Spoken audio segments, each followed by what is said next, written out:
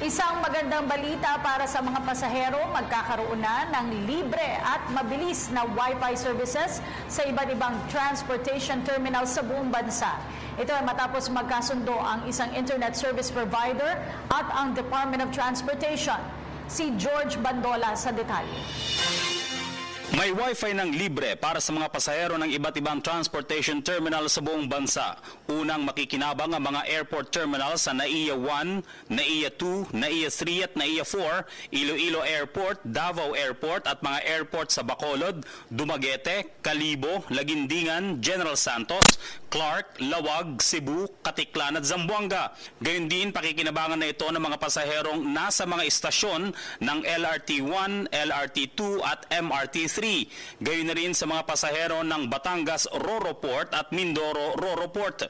Sa kanyang ika-12 araw sa panunungkulan, nilagdaan ni na Transportation Secretary Arthur Tugade at ng isang telecom giant ang pagbibigay ng Wi-Fi service sa mga airport, seaport at train stations.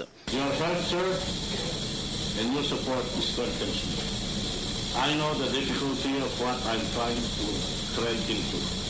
But when I have people that trust me and willing to extend the arm of support, the difficulty lessens a little bit.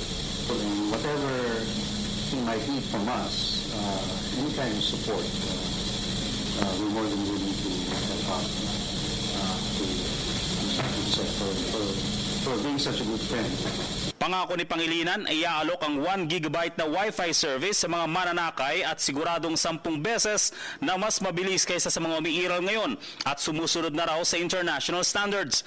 Sa panig ng Department of Transportation, pinasalamatan ni Tugade ang partisipasyon ng pribadong sektor sa layunin ng pamahalaan na mabigyan ng mas maayos at episyenteng serbisyo ang publiko. Kung meron mga iba dyan na gustong magbigay ng tulong din, huwag na nun isipin pangalawa kayo, pangatlo, yun na una, huwag na isipin. Ang importante, nakakatulong tayo sa pangkahalagan na walang hidden business agenda. You're all welcome, everyone is welcome.